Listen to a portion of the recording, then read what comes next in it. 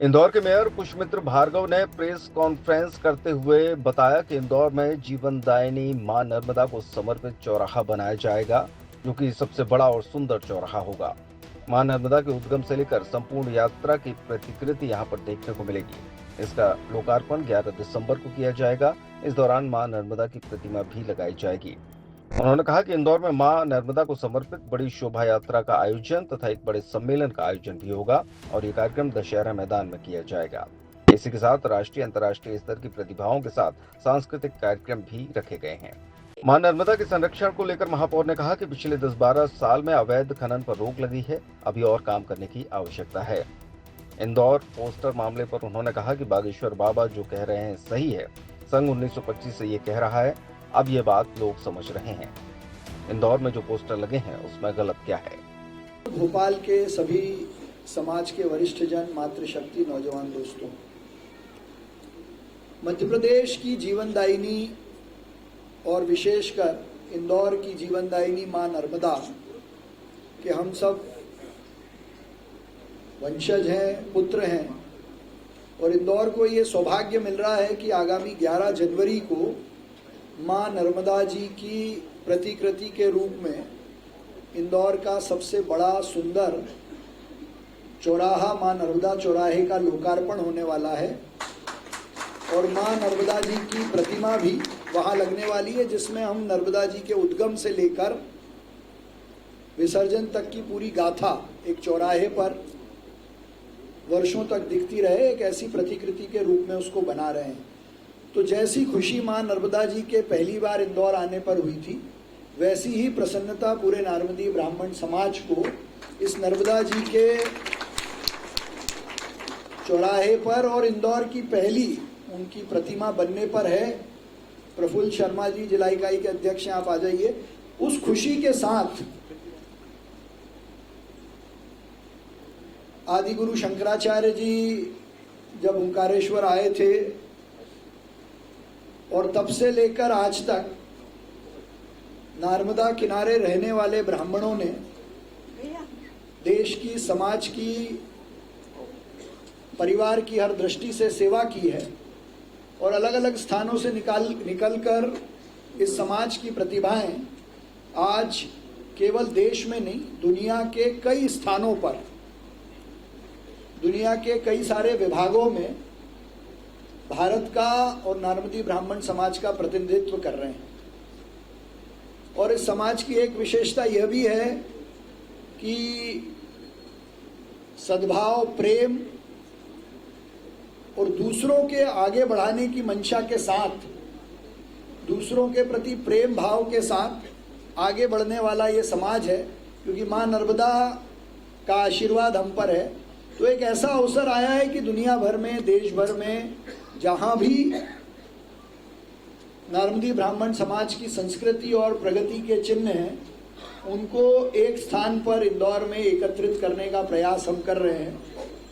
तो दिनांक 11 और 12 जनवरी को इंदौर में मां नर्मदा परिसर, जिसको हम दशहरा मैदान कहते हैं, वहाँ ये आयोजित होगा और देश भर से आए लोग, विशेषकर बिजनेस या प्रोफेशनल कम्युनिटी के लोग, समाज जिस संस्कार के आधार पर प्रगति कर रहा है उस पर विमर्श करेंगे और आगे का रास्ता भी अपना तय करेंगे। इसमें समाज की ऐसी कई सारी प्रतिभाएं जो अंतर्राष्ट्रीय मंच पर लगातार प्रतिनिधित्व भी करते हैं, उनका भी एक बड़ा सांस्कृतिक कार्यक्रम, जैसे हमारे प्रियम कानूनगो जी हैं, आभास जी हैं, ऐसी कई सारी प्रतिभाएं, तो एक सांस्कृतिक कार्यक्रम का भी आयोजन वहाँ होने वाला है। और समाज के इतिहास की सबसे बड़ी शोभा यात्रा हम इंदौर में मां नर्मदा जी की प्रतिमा से लेकर कार्यक्रम स्थल तक पर भी रखेंगे। और इसका शुद्ध और मूल भाव केवल इतना है कि संस्कार के आधार पर प्रगति करने वाला ये समाज कैसे मध्य प्रदेश के और देश के विकास में और अपनी महत्वपूर्ण भूमिका निभाए, इस पर हमको मंथन करना है। और एक समग्र रूप से एक शक्ति और नार्मदी समाज का जो विराट स्वरूप है वो मां अहिल्या के शहर में देखने को मिले। और इसी दृष्टि से आज हमारा सौभाग्य है कि करुणाधाम आश्रम के हमारे परम पूज्य शांडिल्य गुरु जी की उपस्थिति में इंदौर में मैंने इस विचार की घोषणा की थी और उनके आशीर्वाद से बहुत कम समय में ये विचार अपनी तारीख के साथ धरातल पर भी आ गया है। और इसीलिए हमने तय किया था कि इस कार्यक्रम का पहला आमंत्रण निमंत्रण आग्रह हम गुरु जी की उपस्थिति में भोपाल में मां नर्मदा जी को अपना निमंत्रण अर्पित करके भोपाल के लोगों को आमंत्रण से देंगे। लेकिन मुझे खुशी इस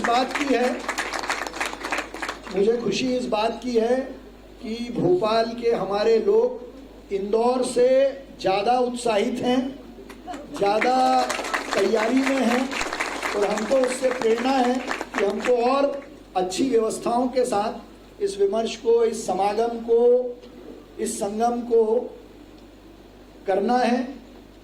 और भोपाल भी एक ऐसा केंद्र है जहां से पूरे देश में हमारे कामों की ध्वनि जाती है।